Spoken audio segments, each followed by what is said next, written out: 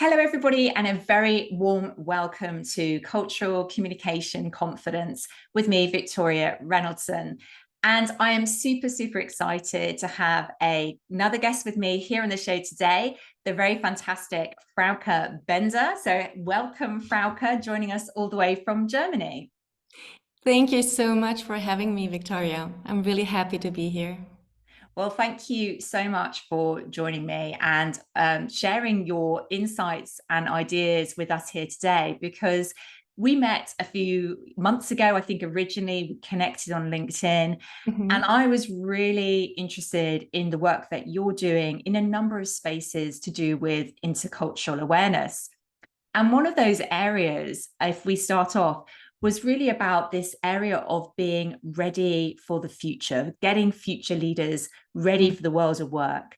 And so I'm really curious, the work you do with supporting students, what are the key skills that they're needing as they're entering the world of work today? Yeah, that's a good question, actually. We all know that we are living in a fast-paced, interconnected world, facing many challenges. So there are many valuable skills and competencies I'm really passionate about to teach my students at I'm working at a private business school, so I really want them to be ready to be career ready, and of course we are working on their employability as well. So there are, of course, like these critical skills where you need to be like analytical skills, for example, and we all know them. But there are also, and I don't like this term soft skills at all, so I coined it future skills, because these are not soft skills. These are really essential skills in this world. And these skills are really people skills. So communication skills for sure. How to work in a team with people, with other managers or employees who have different cultural backgrounds. Virtual collaboration skills for sure. I mean, more and more people are working remotely, working from their home office. So, and of course, intercultural competence. So what I really try to acquire or let them acquire is really to have this intercultural awareness. So Yeah. intercultural awareness, you just mentioned. Mm. So what exactly is that? Like, can you help us understand what we mean by that? Because I think there are various terms that are used, Yeah. cross-cultural awareness. Sometimes you hear about intercultural, cultural intelligence. Is there any difference in all these different terms that people use? In fact, there are many terms out there. So intercultural awareness is first and foremost really becoming aware. So becoming self-aware of our own cultural backgrounds, because many people think actually, I don't have a culture, so what are my values? And it's really becoming aware of that. So it's a process for sure.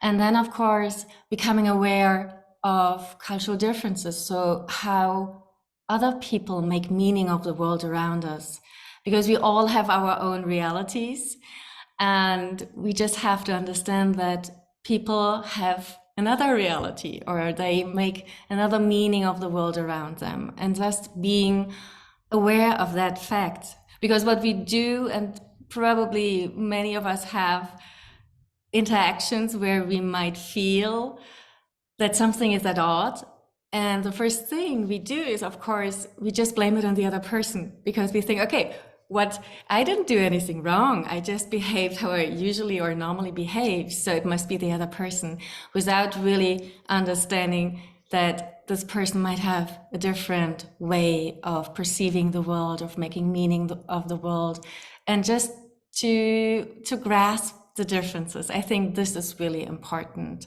And for many people, of course, who are living this global life, global nomads, expat workers, accompanying partners, so they're living in international communities, or they are aware of that fact. But I really had a nice story with a student just recently, and he told me, I don't know if that's really important, because I am born and raised in this city, I went to school in this city. I'm studying in this city, and I will probably live here. I will find a job and stay here. So why is that important, actually? And I just told him, well, that's of course your perspective, but just think about it. I mean, our societies are getting more and more diverse. Our universities are getting more diverse. We have many international students as well. Our workplaces are getting more diverse. So even if you don't move abroad, even if you don't work abroad, it's on your home turf, right? Where you have this cultural diversity. And of course, you will have to work with colleagues who have a different cultural background, or you will be on a multicultural team, or it might be a virtual team meeting with other colleagues from around the world. And even if you don't move abroad, that's the point, you will have to navigate these challenges. And of course, there are challenges.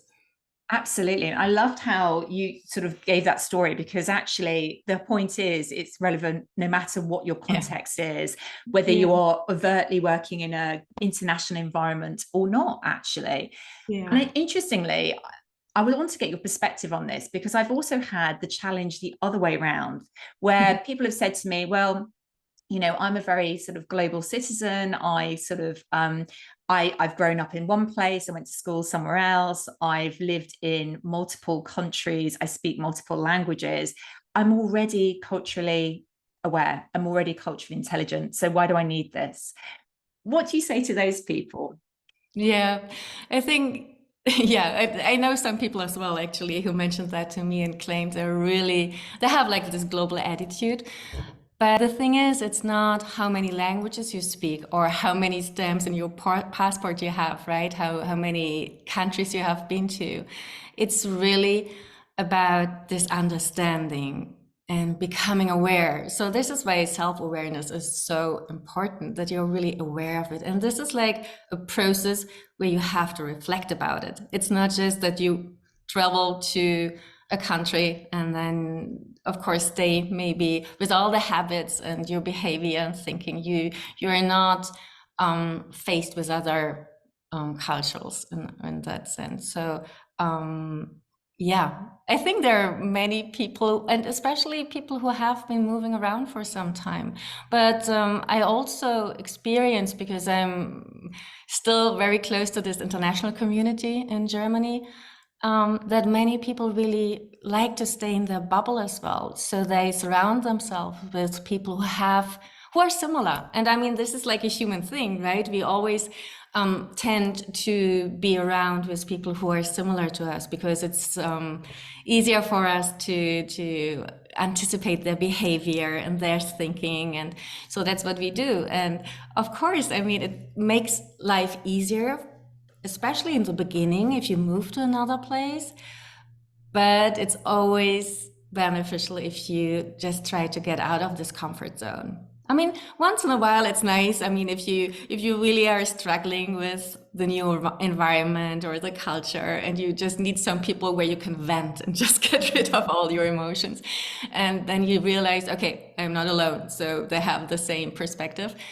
But in general, it's really, the beauty of it is to get out and really experience other cultures. And of course, that's when like the reflective process sets in and you really recognize the differences, and then you reflect about it. So just sometimes push the pause button and reflect. So why did something upset me right now? Um, why did somebody behave differently than I anticipated?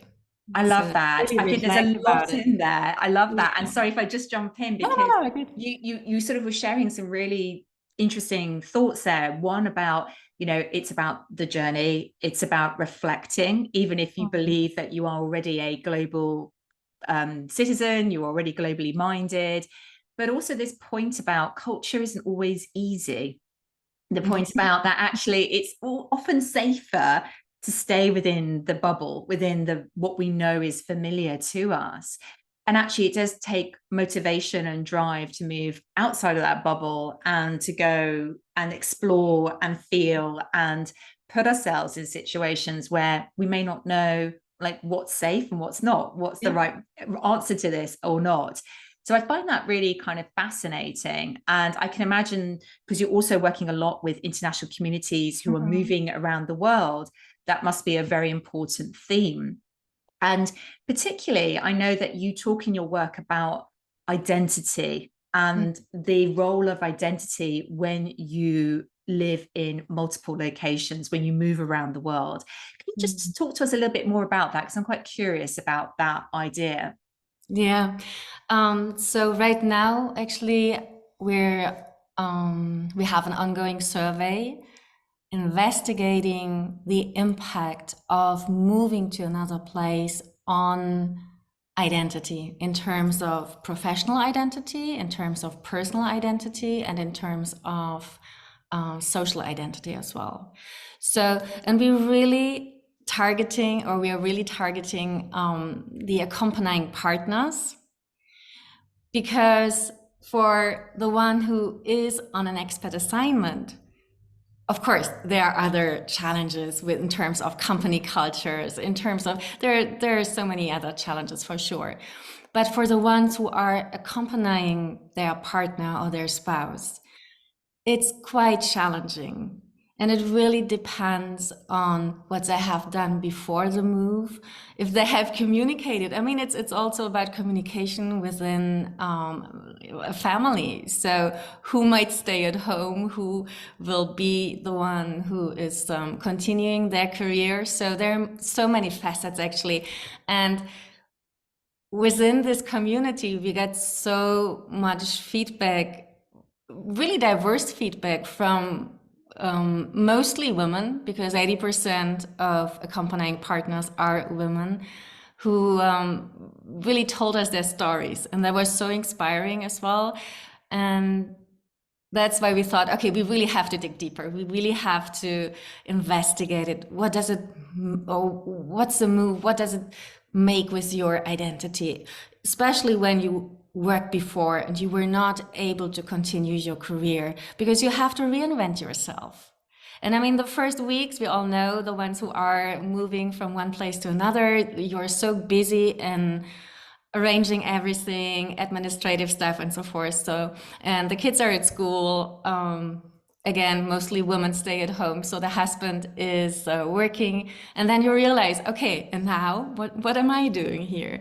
And of course, it is, again, when you have done this move many times before, you probably know yourself better, because that's another journey. You really are finding out what are your wishes, what do you want for your life, what is happening with your identity. And many women told us as well that they're really depressed after quite some time, because they did not have like this fulfilling task anymore. So they were looking for other areas where they could really get purpose out of it. So and I mean, it's a broad range of things you can do. But the first thing is, again, is really stepping out of your comfort zone, going out there and meeting people. So this is always the first step. If you go to a club, for example, do some sports, or there's so much you can do when you are somehow associated or linked with an international school. So there is so much you can do in terms of voluntary work, but just get out there and then really try to find out what makes you happy and how you really want to create your life in this new environment as well. I And there love are so this. many, yeah, and it's really nice just to see how women get empowered, because Mm. especially when there are role models, when we have people who tell them, okay, look, that's what you can do, right? So that's my journey. And like, about sharing stories is such a wonderful tool just to empower most of these accompanying partners. I mean, some Mm. of them continue their work, and that's fine as well. But we just met so many who, either for work issues, work visa issues, sorry, or for that education was not accepted, or it's a broad range of reasons why you are not able to work actually. But just to see that it's possible, and just to hear stories, I think I just see it in their eyes that they're always like really empowered and leave And okay, let's do that. So I will fight. I will go my way. It might be different. And we just try Mm, to tell them it's also an opportunity. You can do mm. things you have never done before in your life, right? So just be adventurous and go out there and be courageous and just try new things as well, because that's your Mm. chance. Absolutely. And I think, if I go back right to the beginning of what you just were talking about, that understanding of multiple parts of identity. So I think you said personal, professional, Mhm. social.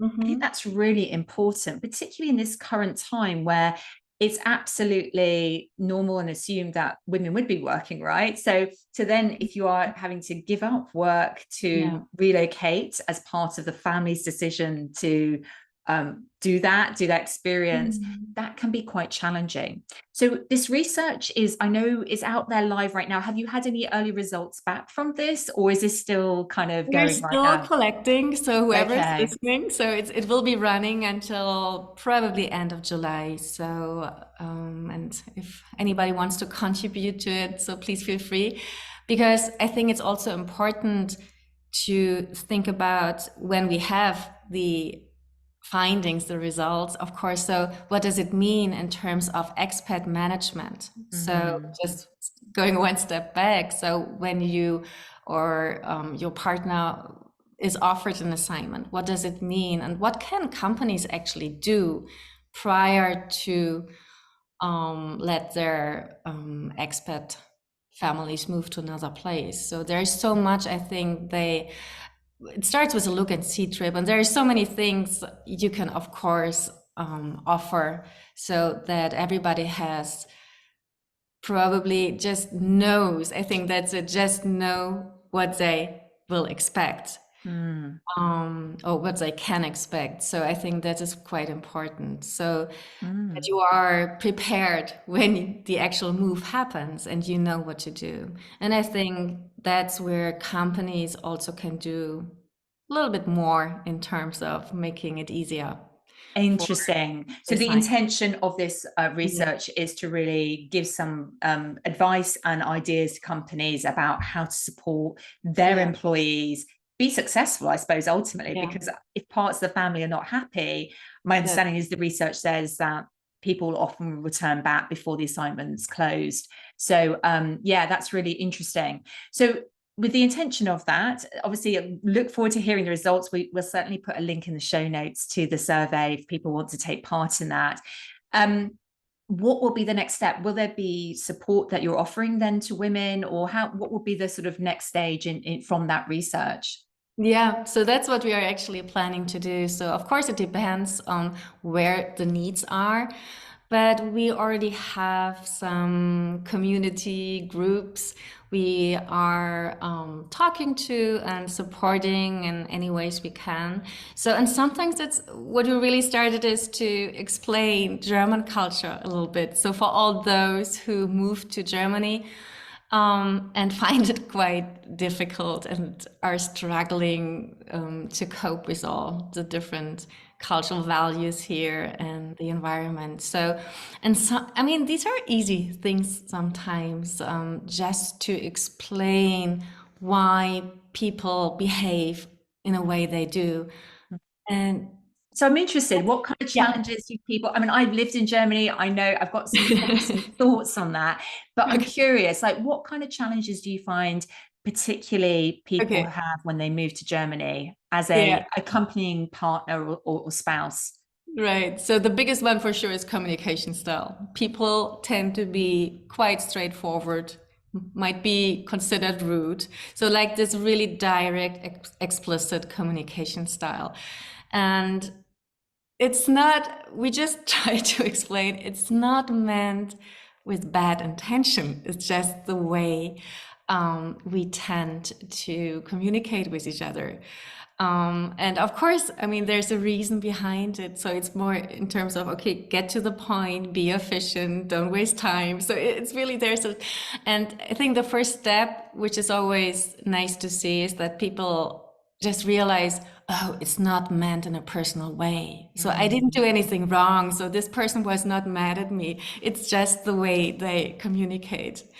Another thing that strikes many people from or who have a different cultural background is that people are quite straightforward in terms of getting to a task. So it's not about building relationship beforehand. It's really just, okay, this is a task, please do it. And then we take it from there. And then after quite some time, of course, there might be a relationship among people. But it's not that you, like in other cultures for sure, where you really try to build a relationship and trust for sure. And then you take it a step further. So, and like the separation between private life and business life, I think that's another one. Really great Well, there are examples. many. There are Yeah. many for sure. But I think so, like this communication style, it's a thing. So that's the first thing almost everyone keeps telling us. And we just try to tell them, okay, it's just different. So we need to learn that it's not bad, it's not good, it's just different. I think that Absolutely. helps. And don't take it personal. I think that's great advice. And I'm really conscious that that is something I'm often saying in my work as well, is there's no judgment on this. It's not something like, generally, let's assume positive intent here. And in fact, this can really very much help us. Mhm. And I'm really interested because obviously you've actually yourself moved abroad, right? You've kind of moved to a different locations. So I'm curious about some of the things that you've experienced or you noticed when you had your own international assignments and went different places. Yeah, so the interesting thing is when you really think about or do some research in this area, you think about your personal experience as well, right? And you reflect about a lot of interactions and situations that happened. So, and I realized that my first personal culture shock was probably when I was really young. So, because I spent a huge chunk of my childhood on a Spanish island. And when we moved back, because it was time to go to school, to attend school, I just realized that was my first culture shock because coming from this really nice life with sun and brightness and the sea, and then attending school in a German city, and it was for sure the institution school as well, but also rules, so many rules. So I think that I really had a hard time looking back, but just in hindsight, I realized that. So, and I think when you physically arrive at another place, it always takes longer for your soul to catch up, right? And I think that's what happened. So I had quite a hard time, tough time to adapt probably because I always was used to walk with my flip-flops or barefoot and my bright colorful dresses, and I just realized, okay, that's different here. I love that quote. So just jumping in, that idea of when you arrive somewhere, it takes a while for your soul to Yeah. catch up. I mean, that's very powerful and that's applicable actually to everybody that and all the situations we've been talking about, right? Yeah, yeah. And then I went to school, I studied in Germany. I also spent some time abroad during my studies in the US, at the West Coast and in Spain as well. And during my PhD program, I was a researcher at the International Organization for Migration in Geneva. So I spent some time there. But I think I've never really deeply reflected about all these interactions and what I realized. So it's just really in hindsight, I realized, okay, this was a hard time. So maybe that was some kind of cultural adaptation you were going through. And my very first, and I call it real job, brought me to New York City, actually. So that was my first job. And you might call it self-initiated work abroad. So I always wanted to work and live in New York. So that was always my dream. And I was so happy that I eventually did it. So it was actually on a vacation trip with my mom. I think I was like 15 years old. And I just remember, we both remember that we were standing in front of the plaza, like Central Park South, and I was so overwhelmed with all this cultural diversity and these cool people and the pace of the city and the vibes. And I told her, okay, Mom, I'll come back. I will live and work here. So it took me another 12 years for sure. But then I made the move. I was actually traveling backpacking with a friend, with my best friend, after all this PhD stress, and we went through Asia. And back in the days, we didn't have like a mobile phone, so we had to visit this quite shady internet cafes, and and I checked my mails, and I just applied. I mean, that was another thing that I really learned. I just applied for a job and didn't think about it. And 2 weeks later, when we had another stop at the internet cafe, there was like a confirmation. I was like, oh, okay. So Fantastic. let's get home and just wrap up your stuff. But it's like, but I immediately confirmed it. So it was really like, if one door opens, just go through it. That's great advice. You know, like looking at the doors and realizing they're open to you, and Yeah. that's the opportunity. I think that's a really, really great piece of advice. And it sounds like that's something that's been true for you throughout your whole time that you've been working and Yeah. studying and living. So those are really, really fantastic stories that you shared there, and really helpful, I'm sure, to people who are listening, who've been through that experience themselves. I'm really curious. I want to kind of move back to a topic we talked about right at the beginning as we come towards the end of today's episode, which was you talked about the future leaders. You talked about the skills they need. And I love the way that you framed that as it's not soft skills. In fact, these are really vitally important people skills. And I absolutely agree with you there. I know that one of the areas you're quite interested in is this idea of where AI has an intersectionality with cultural intelligence. And I'm just kind of interested, and I'd love to get you to share some your ideas with us around, like, you know, how do you see that, and where do you see that future going? Yeah, I think it's quite, of course, I mean, everybody is looking into AI, and AI is here to stay, right? So we have to, dig deeper for sure. And I think there is a huge potential when we take a look at this intersection of cultural intelligence and artificial intelligence, in terms of cross-cultural communication, in terms of adaptability, in terms of sensitivity training for sure, maybe bias detection or mitigation. And of course, for the business world, like cultural insights for marketing or product development.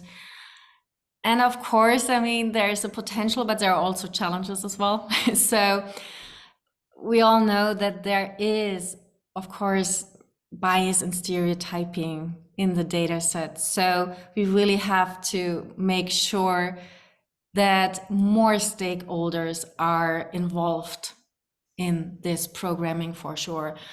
So we don't have this bias and stereotyping. So there's a lot to do in terms of ethical dilemmas. And then we all have different perspectives on AI, on data management, data protection and privacy. For example, in Germany, people are quite reserved in terms of providing data, whereas in other countries, I know like in the States, people are way more flexible and more providing data. So, and of course, I mean, in terms of trust and acceptance as well. So there are many, or there is a huge potential, and I'm really looking forward if we have like an AI assistance, for example, telling us, okay, you really have to be, or to make sure that this is not cultural bias and so forth, somebody who's taking care.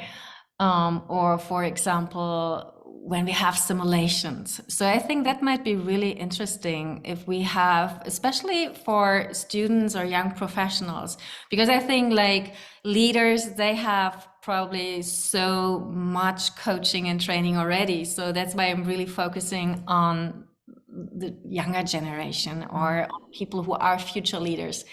Um, and really have like simulations with AI or chatbots, and where you can, in a safe environment, experience cultural nuances, different cultural values, but still it's a safe place so you can learn from it. I mean, we all make mistakes for sure, but I think this is quite a safe environment where you can just be courageous and try, and then of course learn from it and make it better next time. So Amazing. I yeah. love that. I think that's a really great idea. And I think, Mhm. we all know AI has lots of opportunities, comes with challenges. In fact, the AI itself has inbuilt biases, as you said. So that makes it kind of Yeah. challenging in itself. But the idea and the room to create simulations for Mhm. people to try out different behaviors, to push Yes. outside their comfort zone, and to try out, like, how would it feel to adapt myself in this way or this way, and what then would be the reaction to that. I think that, I agree with you, is super, super exciting. So lots more, I'm sure, there to find out, to learn, to discover and play with in the very, very near future. Amazing. So, Frauke, as we come to the end of today, I'm really kind of wanted to give you a chance, if there's anything you wanted to share with people that you want them to find out more about your work, you said about also the research you're currently doing. Do you want to just share a little bit here about that? Yeah, so and we have, of course, I have to mention that we have a podcast. Oh, And when I say podcast, or we, my co-host Marie Christine and myself, and that's actually a really nice story because after having lived 5 years with my family in the US, and that was a real expat assignment, coming back to Germany. It was quite hard actually. So repatriation, I mean, we all know, of course, that we have to adapt when we move to another place, but getting home for me, it was really tough. Um, and I think it's oftentimes underestimated. So on the very first day we met at the international school, and she was returning from Asia, from Japan, and we met and we talked about our struggle and challenges we were facing. And that's actually when we decided, okay, there must be more out there, not just us who are facing these challenges. And so why don't we share these stories and invite guests as well to share their stories, just to yeah, empower people and to get different ideas how it is possible to navigate all these challenges. So the podcast is called the Culture Exchange Podcast, and it's okay. also on social media and on LinkedIn. And the best way to reach out to me is via LinkedIn as well. So Frauke Bender, Brilliant. and yeah. Excellent. We'll put all those links in the show notes to the podcast, to your Okay. LinkedIn. We'll also put the direct link to your research for anybody who wants to take part in that as well. But this has been great, Frauke. I really appreciate you joining me here today from Germany. It's been a really interesting conversation. We've covered a lot of ground here, from future leaders to international assignments, people rediscovering identity, and thinking about AI and cultural intelligence. So thank you so, so much for sharing all of those insights. And, thanks to everybody joining us here today. And I look forward to seeing you next time on Cultural Communication Confidence.